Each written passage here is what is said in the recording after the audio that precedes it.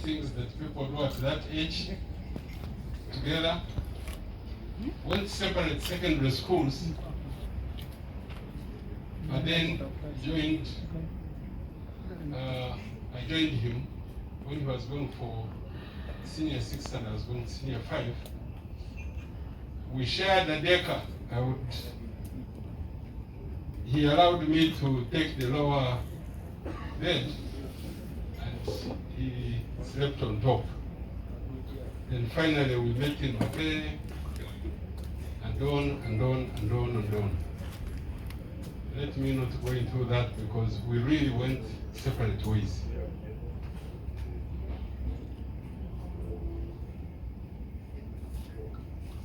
Now fast forward. About a month ago, I came to see him here over a project that I thought the people from my home area would be interested in. Made an appointment and we agreed to meet at 6. So I got here and when he came down from upstairs, I realized that there was something wrong. So the following week, I called him, said, no, I want us to meet. He hesitated, which was strange. Then said, tomorrow may not be possible, but the day after, which was a Saturday. So 3 o'clock, I was here as we had agreed. He wasn't here. I called his number, his phone. The phone was off. Called again, the phone was off. I didn't want to give up. I went back to my office, late as it was, and worked. About 7 o'clock, he called me. Said, oh, sorry, we can't meet. Then I confronted him. I said, Elly, there is something wrong somewhere. I want to meet you. I know you are sick. I want to meet you. So he told me, he said, I'm in this hospital in Mulago. Please come. And I will ask my son to wait for you downstairs. So I went up, I saw him, and he was not in the best of shapes.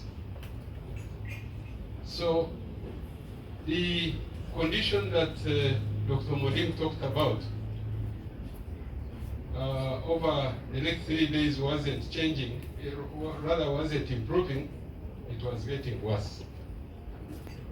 So I requested him if we could try another hospital. I called a friend of mine, Professor Ray in Nairobi, and he said, no, bring him, I know him. He's my friend. So Elly did not want to leave Mulago Hospital. We got to a point where he told me, he said, I want to die here. And I told him not to be stupid, not to be selfish, because we, the children, the wife, the relatives, all his friends did not want him to pass on. He said, no, I want to die here. I told him, you are not going to die here. So we pushed it, we called in doctors, I called in Dr. Kookie. They all agreed with me that that condition, they were not going to help. So, by Wednesday morning, he called me at 7 and said, I've given up, please let's go, but I want to go with you. I didn't want to tell him that I was useless, I'm not a doctor.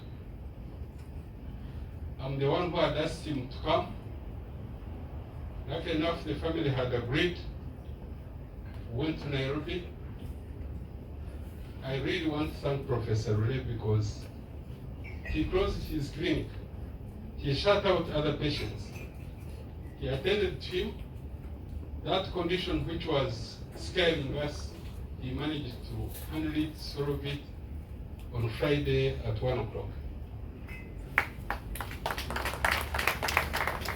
I don't know, I think Ugandans were unfortunate we're exporting our best brains, we must do something to bring them back. Those who are in charge of that ministry, the health ministry, we have such great resources out there that they must come back and serve us here. Now, after that, the doctors were unable to handle him any further. And I believe from that Friday night, he did not regain consciousness to a point of having an open discussion. I came back here, and last Thursday morning at 6, Professor Ray called me that he had passed on. I flew back to Nairobi, and the rest is what is before you here. I want to talk about General Tumwine. I've never seen anyone who is contented or who has been contented with a life that he has been living like this man. You know, we become materialistic and want to achieve this, which is endless. But this man was very contented. Like one of his children said, even when he had no money, he will tell you he's rich.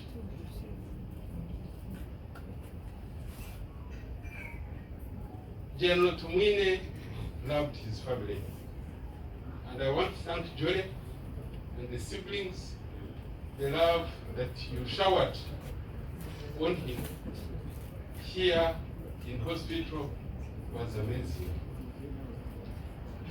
Thank you very much.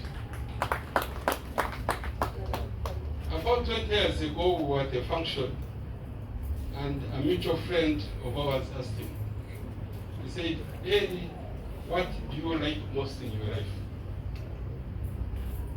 His answer was, one, children. Then she asked him a second time, said, Elly, other than children, what do you like most in life?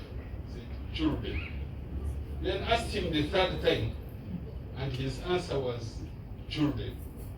This man had an amazing life, not only for his children, like they said when he was army commander, that house of his was even much more than a lodging place or a school boarding house. All the people from Burunga took it for granted that if you had your child who wanted to go to school in Kampala, you would stay in Elly's house. Jolie, I want to thank you very much for mothering those thousands of Burungans who came to your home. When we were in A level, Elly picked art as his favorite subject. We had a famous teacher, those of you who are associated with the art world in the East African region, somebody called him Sango. I don't know how Elly struck friendship with Sango. And it went on even when he left Makerere, even when he joined the army.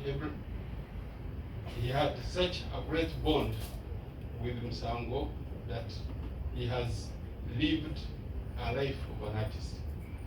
So I asked him one time, I said, but you know, what is this about art? He told me one thing which I've always reflected on in life. He said, look, these great artists have painted, have left works of art, even when they leave the world. If they asked you about the Da Vinci's, about the Pizarros, you will even know when they were born and when they died. But if they asked you the King of England at that material time, or the Emperor of Japan, you wouldn't know. So I came to realize that art is something which would live after him. Thirdly, man had great love for animals, for cows to be specific. Mr. Chisto, please come here. I don't know how many cows he has left for his children, but he had amazing love for cows. 2 weeks ago, when we went to his home without his knowledge to prepare for this, we were shown cows which were grazing on the veranda of that 3-story house.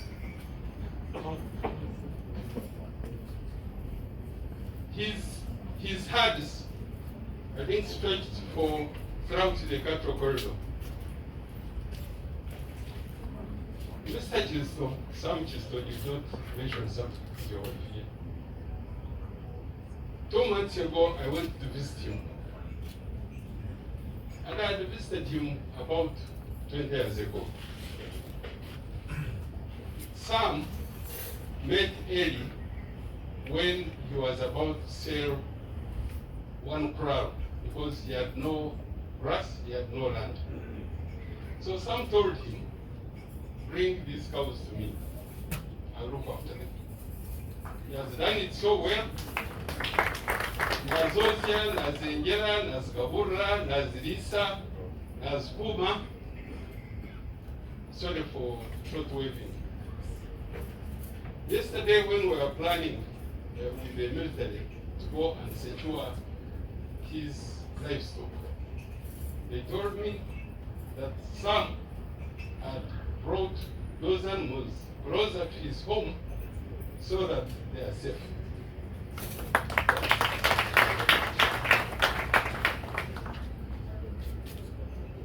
Yes.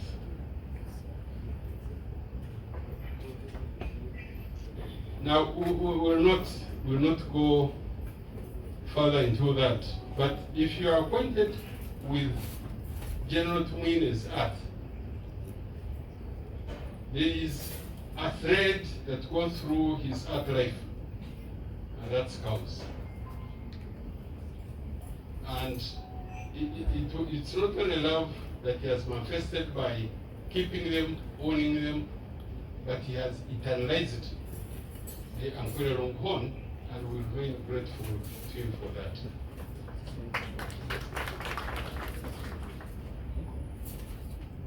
Lastly,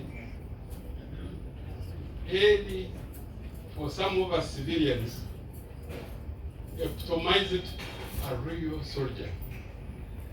He took pride in what the army stood for and what the army was, to a point that so many people wanted to emulate him, and he ended up recruiting them into this force. We are also very grateful for his great contribution. This doctor who was telling you about how he treated him was one of those people that were almost killed here. And he had done no wrong. It's not because he had treated him, but we believe that the forces believed he was providing medical services to the people in the bush.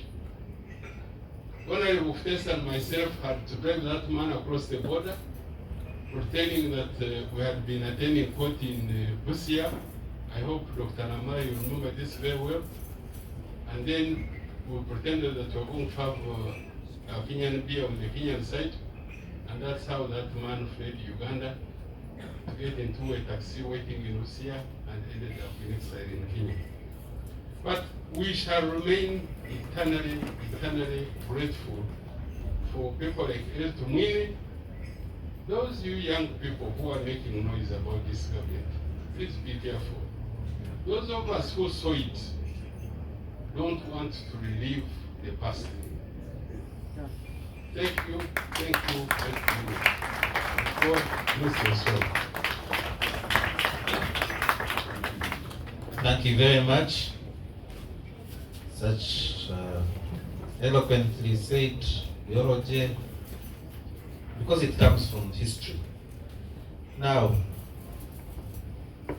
in view of time, nanisha bubi yambi tuikirizane, and I'm going to use authority entrusted to us, my colleagues, and we cut off some things, some speeches. Then I will now mention those that have expressed interest, or even the associations